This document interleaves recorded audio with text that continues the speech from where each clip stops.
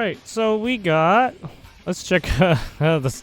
This one's funny. Southbound Long Beach now making another the dude just stops. Stops for gas. He must be low on gas. He's running for some reason. The cops are looking for him. He puts his shirt up like, "Oh shit, I need to get gas, man." And he's gonna drop it right here. Banding. Oh, he's gonna get gas.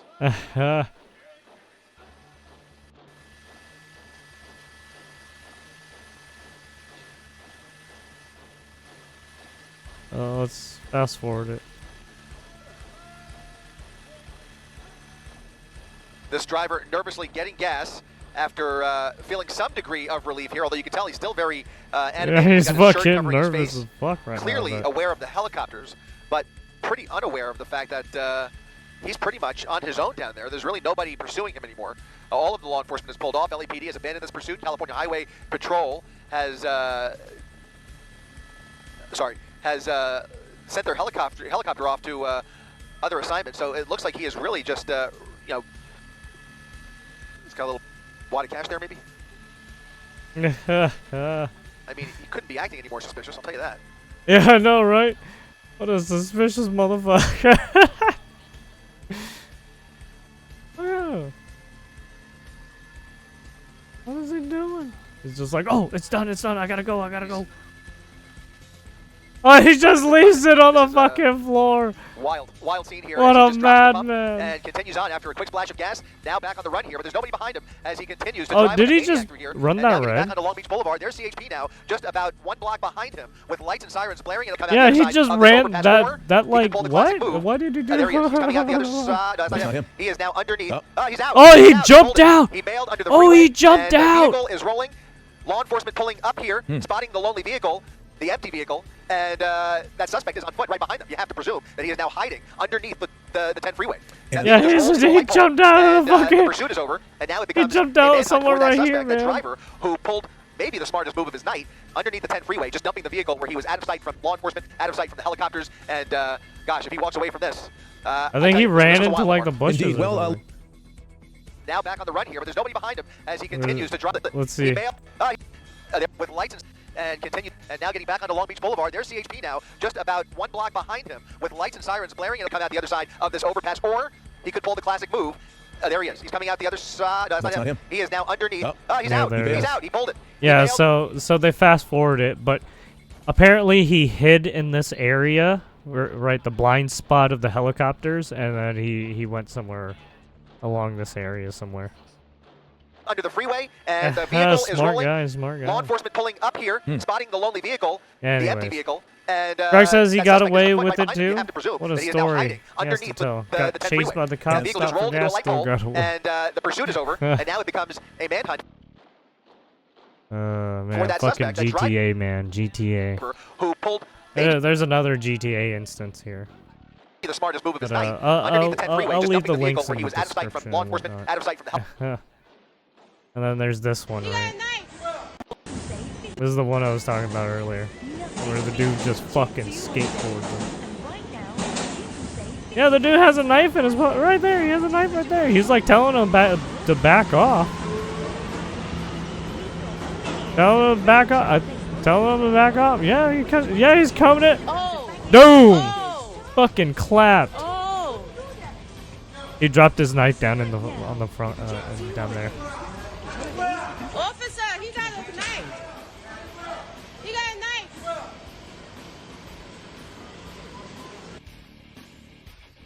It's just like, what? What happened?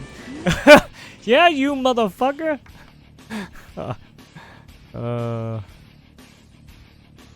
As a fed up New Yorker are now dealing with the rampant crime in the city on their own, with this man taking a skateboard to the head of a man who was attempting to stab him. There you have it.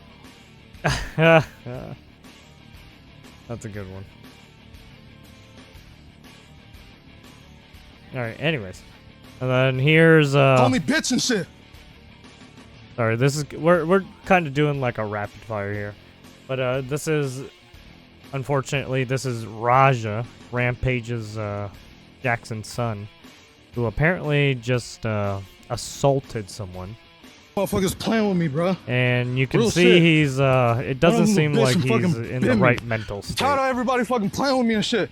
Think I'm So, always playing and shit. apparently something Call me happened, bitch and shit. right? Not no fucking bitch, bro. But at the end of the day, I'm gonna stand up for my fucking self. this because I'm is tired of this is everybody the fucking playing with me, bro. aftermath, Real basically. shit. This is the crash out. This is the crash out of him just assaulting someone. Bro. Let's not take it serious. Let's go. Come on, Roger. Let's go. Let's go, Roger. Let's go. Roger, let's go. Roger, I'm telling you, let's go. You listen to me. Listen to me, Roger. You need to listen to me right now, Roger. Let's go. I don't give a fuck. You guys trying to jump me and shit? Let's go. You ain't gonna do shit to me, bro. Let's go, you can't do shit to me. You can't fuck with me, bro. And he keeps You can't fuck with me. antagonizing, keeps antagonizing. playing with me. So it's not good. Not good. Yeah, and here's what happened. He was beating up this guy was apparently a veteran, and he was just he was a wrestler who was playing up. He was doing like the WWE stuff, right? And well, apparently Raja wasn't in on the whole thing.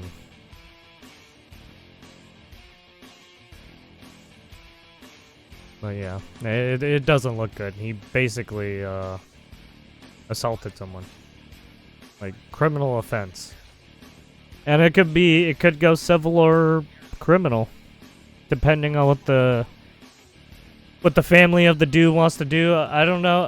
I don't think the guy wants to press any charges because, right? I mean, he was just trying to play up the crowd and whatnot. But yeah, it didn't turn out the way it seemed. So yeah, we'll see. We will see. Only time will tell. It seems like the police are investigating it too, and it happened in Los Angeles. LAPD is investigating it, so we'll see how that goes. And then what's this? Mexico is furious. She's calling Mexican Senator Lily Tellez a traitor for coming on Fox Noticias with me a few days ago and saying this. Listen. The help from the United States to fight the cartels in Mexico is absolutely welcome, and that is how the majority of Mexicans feel. The only ones who don't like that President Trump is sending help and trying to support Mexicans against the cartels are the narco politicians. That includes President Scheinbaum. Mexican President Claudia Sheinbaum so President Scheinbaum, it's not a minor issue that a senator is the gave an interview Mexican to a foreign president. media outlet calling for intervention. Here to discuss And is she that doesn't Mexican want Senator Lily Tellez. the Senator U.S. Tellez, welcome to Fox The Noticias. hell. I'm just going to get right to it. Right, she's the one who Is keeps Mexico calling a narco state? U.S. the problem. Yes, it is, and we all Mexicans know about it. And Mexicans are afraid of the alliance between the Mexican government and the cartels that have infested our nation. Can you explain this alliance between the president, her party, the Morena party, and the cartels? Yes, the party has financed, has given, the cartels have given so much money to these politicians, narco politicians of Morena, to get into office, to get the power. So they protect, the Mexican government protects the cartels. That is why President Sheinbaum doesn't want the strong American leadership to help Mexico defeat the cartels. And also Sheinbaum doesn't want the rest of the world to know what is happening here in Mexico. We are on the steps to be the next Venezuela. She is aligned with Venezuela's dictator, with Cuba, and we are losing our country. Cuba. They have destroyed our Republican institutions, the democratic state, and we must. I think we all Mexicans want and welcome the support of the United States to assist Mexican people against the cartels that have us all in this crisis with the traffic in fentanyl and migrants. So her response to this, and I know this because her spokesperson came on our show in response to your interview, and they say, well, we just turned over 26 cartel members. We're working, we're sharing intelligence. What are they not doing? And why is she so resistant? She sort of speaks out of two sides of her mouth. We're working with you, Trump, and then she's chastising you for saying we need more help from the United States to crush the cartels. Because she really doesn't want the help of the United States. She is lying to Mexican people, telling Mexican people that the United States. Well, I mean, will yeah, get she in keeps control telling of the whole Mexican country. people to hate America, I never listen right? such nonsense And from then she President facilitates Trump. them What we have trying to listened is get that into President Trump America wants and to be like, help yeah, steal Mexican their people work. against the cartels. Take Mexican free people shit are and suffering. come back So with what it. they do is very, very little. We have huge narco politicians here in the Senate, in the presidents, governors.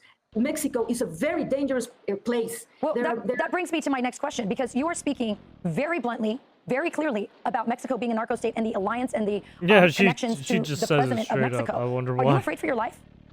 Yes, I am afraid. And the president has threatened me to proceed against me with criminal prosecution, to get me out of the Senate and get me in jail, just because I told you in this space and Fox News. Rip what free is the speech. reality Uh-oh, of our Mexico country don't have with the free cartels. speech, apparently. The cartels are dominating everything here in Mexico. They are in all the offices of the government, in the states, in the cities, and in the national government. So, of course, I am afraid, but I want people to know I will not step back. And I pray under God's guidance that we, the United States and Mexico, must work together to defeat the cartels and to get freedom for our country, for Mexico, to stop it from being the next Venezuela. Senator Oh, wow. Lily Diaz, a very She brave said woman stop it indeed. from being Thank the you so next much for coming on our show and Venezuela. speaking the truth. Oh my goodness. Thank you, Rachel. Totally. You got it. All right, there you have it. What is this? Mexican President Nito took $100 million from drug lord El Chapo to keep the U.S.-Mexico border open. Is that Pelosi? Yeah, I mean, yeah, there is some intelligence that yes, the U.S. has been helping El Chapo sometimes with certain stuff because El Chapo has given us drugs apparently. Hey, everybody's getting drugs from somewhere, right?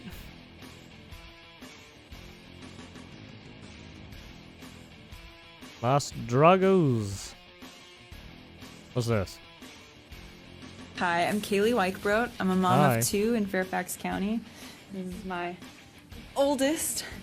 And my husband and I What's this have a one? difficult decision to make this fall as he is approaching preschool age, and we are faced with the decision of whether or not we are going to put our child in public school system where Fairfax County has Here we go. decided to move forward with instituting gender studies in elementary school. I'm sorry. Despite How does that having make any? done a I'm sorry. study Do these group, kids know how to a what? focus group in the community to see So, if parents even wanted this. little And when Timmy, parents what do said you know no, about the little board girls voted and little 16 to boys? 0 Can and you said tell we're me moving about forward your- anyways. Oh, This shows clearly that they see parents not as fuck. partners, but as an obstacle for their agenda.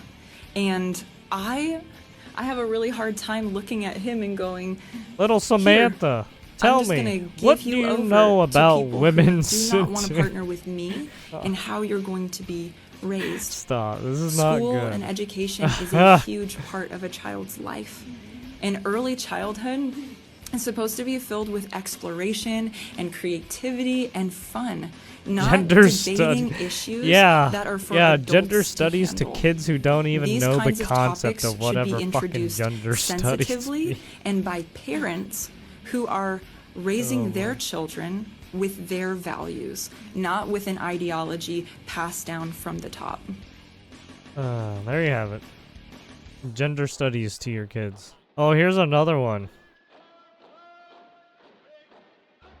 Yeah, if you want to, right, there's another one. Hi, here. I'm Kaylee White. But yeah, it seems like, right there, seems like a lot of people got a lot of good posts. If you want to take a read. I'm not gonna go through all of them, but I'll leave everything in the description like usual. Everything's open source. And then what do we have next? A horrific follow-up of the Somali who raped a 12-year-old girl after abducting her out of her backyard. Right here. So prosecutors said Somalis in Minnesota are threatening to murder the mother of a 12-year-old girl who was kidnapped and sexually assaulted by Qualinol Abraham Deary. Finally, defendant's family and friend do not acknowledge his actions, the impact they had on the victim, or recognize his wrongdoing. The statements show that either defendant has not told them what he was convicted of, or that they are dismissive of his crime. Family members are focused on the impact this has had on him and the family. None of them acknowledge the victim and her family. While they cite that he is a person of good character, it is more likely that this offense is a side of him they did not know about, nor do they want to know about. But quite simply, sexual assault on a child is not something a person of good character does. As cited in the PSI, the victim's mother also stated that she and her family have been receiving death threats within the Somali community because of this case. Defendant is not particularly amendable to probation and substantial and compelling circumstances do not exist to justify any departure. This is the same case where Alpha News Minnesota reported that the Somali Community Center was supporting Deary. So yeah, as you can see, right, the Islamic Center writes community support letter for Somali immigrant convicted of raping a 12-year-old. So this is basically a victim right, a witness impact statement or whatever. Trying to say, oh, this guy's a good character. No, this guy's a fucking asshole. You should hang this guy. Wood chipper this fucking asshole. Somali immigrant living in the United States has been sentenced to 12 years imprisonment for raping a 12-year-old girl in Minneapolis last year after the conviction on an Islamic center. And St. Paul wrote a community support letter for the perpetrator. I'm sorry, everyone in the, right, this is July of 31st. But everyone in this community center that's trying to help this piece of shit, yeah, I'm sorry. All of them should be hung. Yeah, no. I don't trust that shit, no. All those people, shady. Shady, shady, shady.